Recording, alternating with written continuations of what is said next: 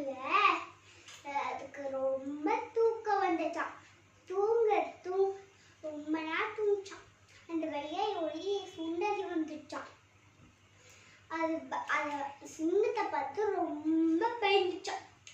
அதுக்கப்புறம் தான் சிங்கம் தூங்குனத எலி கவனிச்சுட்டான். அப்போ எலிக்கு ஒரு யோசனை வந்துச்சான்.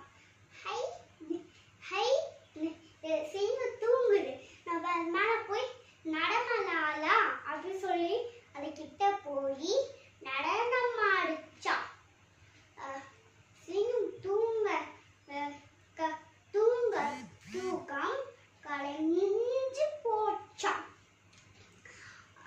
அதுக்கப்புறம் சிங்கம் எலிய கையில பிடிச்சதான். அதுக்கப்புறம் ஒரு எலி சொல்லிச்சான்,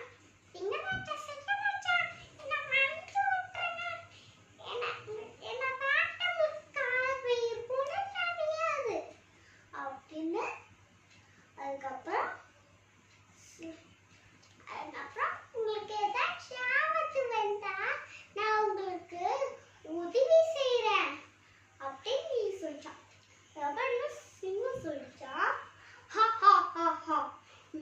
சிறியை நான் காட்டுக்கு ராஜா, ஊதித்தா வில்லை போல் சொல்லிச்சான்.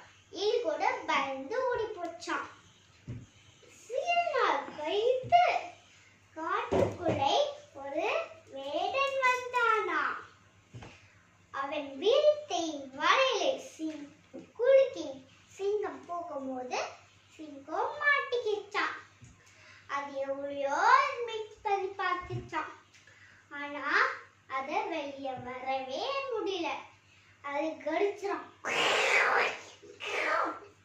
அதுக்கப்புறம் ஏலியன் அந்த கால உளுந்து கடிச்சு தூக்கி எறிஞ்சுதான்.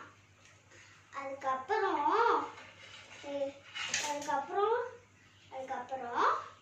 ரொம்ப ரெண்டுன்னு சிங்கம் சொல்லிச்சான்.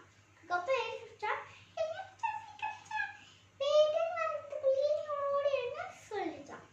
அதுக்கப்புறம் 2 பேரும் ஓடி போயிட்டாங்களாம்.